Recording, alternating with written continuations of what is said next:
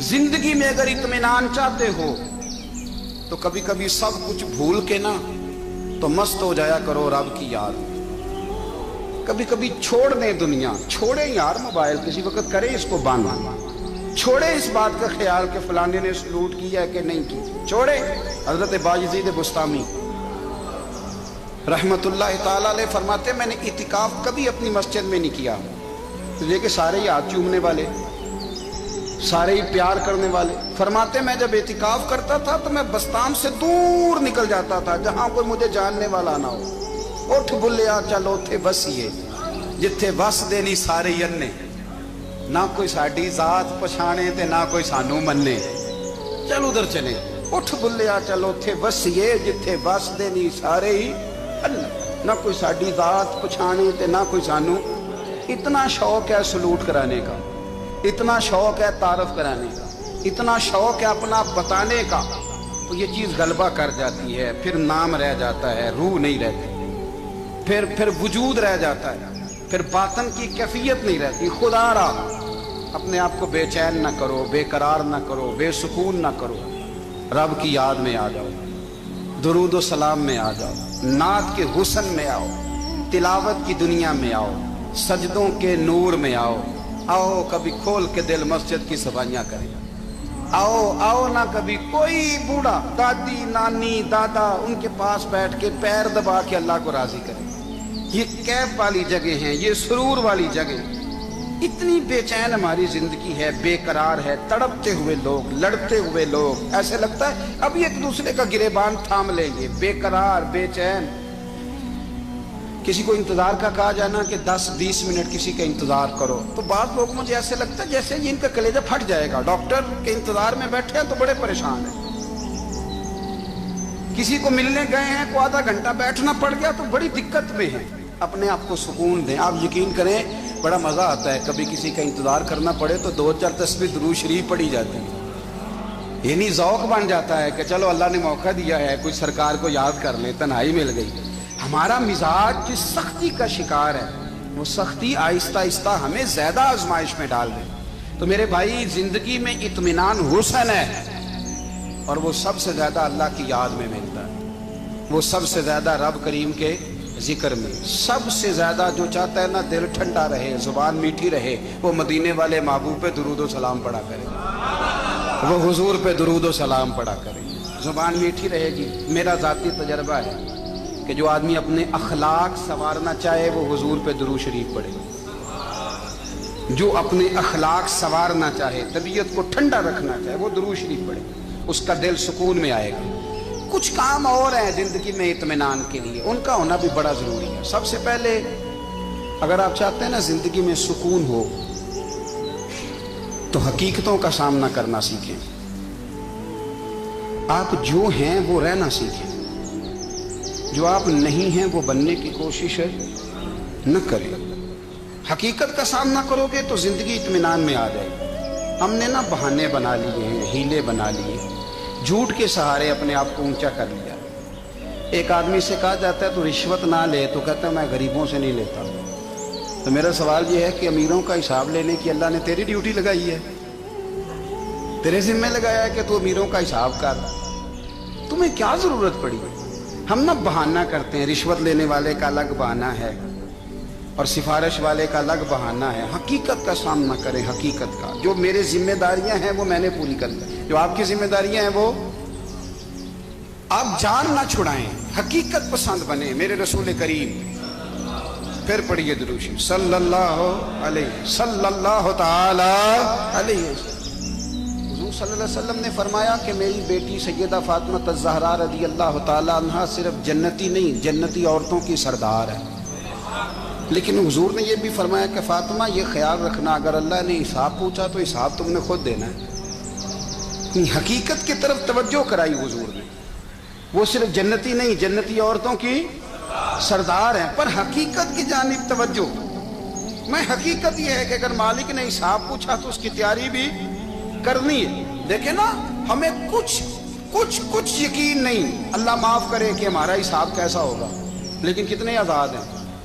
यानी बड़ी दलेरी से बंदे कहते हैं फजर नहीं पढ़ता जी, 3 पढ़ता हूँ जी, इशा रह जाती है जी, کپڑے صاحب بڑی دلیری سے، اور سیدہ فاطمہ الزہرا نے ساری رات مصلی آباد رکھا ہے، حالانکہ انہیں یقین تھا کہ رب مجھے بغیر حساب کتاب جنت دے گا۔ حقیقت کا سامنا کریں، جو حقوق آپ کے ہیں وہ آپ نے ادا کرنے، جو ذمہ داریاں ہیں وہ ذمہ داریاں ہیں۔ دیکھیں نا، حضرت موسیٰ کلیم اللہ علیہ السلام کے پاس اسرائیل روح نکالنے آئے تو حضرت موسیٰ نے تھپڑ مارا، آنکھ نکال دی، واپس گئے۔ اللہ انہوں نے تو جلال فرمایا، کہا موسیٰ علیہ السلام سے کہیے بیل کی پشت پر ہاتھ رکھیں، جتنے بال ان کے دست مبارک کے نیچے آئیں گے اتنے 1000 سال ان کی عمر بڑھا دی جائے گی۔ یعنی میرے کان میں کوئی بتا دے کہ جناب 60 سال بڑھ گئی، یا آپ کے کان میں کوئی کہہ دے تو خوشی ہوتی ہے کہ نہیں؟ لیکن یہ حقیقت پسندی نہیں، اس لیے کہ 60 بھی گزر جائیں گے، 70 بھی، یہ حقیقت نہیں۔ حضرت موسیٰ کلیم، چلے میں مثال دیتا ہوں، سمجھ لے 10 بال، حالانکہ بہت زیادہ آتے ہوں گے، 10 بال اگر حضرت موسیٰ کے ہاتھ کے نیچے آئے تو 10,000 سال تو عمر بڑھ گئی نا۔ 10 یعنی 10 سال نہیں، 10 100 نہیں، 10 بہت زیادہ تھی نا۔ حضرت موسیٰ کلیم اللہ علیہ السلام سے آ کے عرض کیا گیا، حضور بیل کی پشت پر ہاتھ رکھیں، جتنے آپ کے ہاتھ کے نیچے بال آئیں گے اتنے 1000 سال عمر بڑھ جائے گی۔ تو حضرت موسیٰ نے حقیقت پسندی والی بات کی، فرمایا پھر کیا ہوگا؟ 10,000 سال کے بعد پھر کیا ہوگا؟ کہا حضور جانا تو پھر بھی ہے، فرمایا پھر ابھی چلتے ہیں۔ اگر جانا ہے نا، جانا ہے تو پھر، اگر جانا ہے تو پھر ابھی، اور سجنوں اگر نماز پڑھنی ہے تو ابھی کیوں نہیں؟ اگر داڑھی رکھنی ہے تو پھر رمضان کا انتظار کیوں کریں؟ ابھی کیوں نہیں؟ اگر سچ بولنا ہے تو پھر، اگر رزق حلال کھانا ہے تو پھر انتظار کاہے کا؟ حقیقت ہوتی ہے، بہانہ ہوتا ہے، حقیقت چھپ نہیں سکتی بناوٹ کے اصولوں سے، کیونکہ خوشبو آ نہیں سکتی کبھی کاغذ کے پھولوں سے۔ یہ بات یاد رکھیں، اگر جانا ہے تو حضرت کلیم فرمانے لگے پھر 10,000 سال کے بعد بھی جانا ہے تو آج بھی۔ ہمیں بے قراری زندگی میں اس لیے کہ ہم حقیقت پسند نہیں، ہم بہانوں میں، ہم ہواؤں میں جیتے ہیں، ہواؤں میں، خیالات میں زندگی گزارتے ہیں۔ بڑا ٹائم پڑا ہے، مثلاً کتنا میرے رسول کریم صلی اللہ تعالی علیہ وآلہ وسلم نے ایک دن صحابہ سے فرمایا تمہیں حیا نہیں آتی؟ حضور کیا ہوا؟ فرمایا وہ والے مکان بناتے ہو جن میں تم رہ نہیں سکتے، وہ والا مال جمع کرتے ہو جو کھا نہیں سکتے، حیا نہیں آتی؟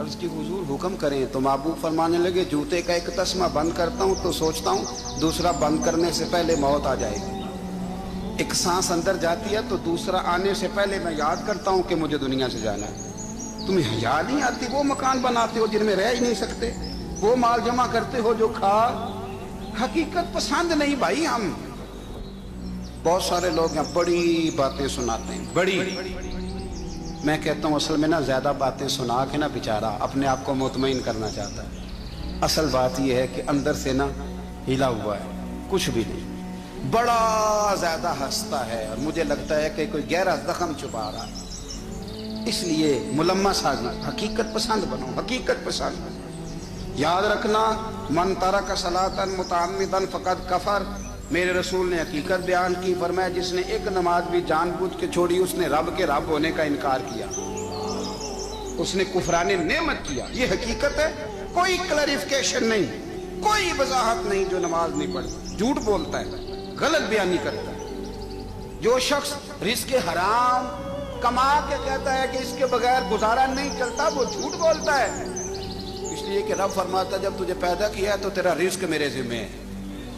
اللہ فرماتا ہے کہ لا یکلف اللہ نفسا الا وسعها، میں کسی پر وہ بوجھ نہیں ڈالتا جو اٹھا نہ سکے۔ نماز فرض کیا اس کا مطلب ہے ہم پڑھنے کے قابل ہیں، اس نے ہمارے ذمہ داریاں لگائی ہیں تو مطلب یہ ہے کہ ہم ذمہ داریاں ادا کرنے کے قابل ہیں، ورنہ وہ کہتا ہے میں وہ بوجھ ڈالتا ہی نہیں جو تجھ سے اٹھایا نہ جائے۔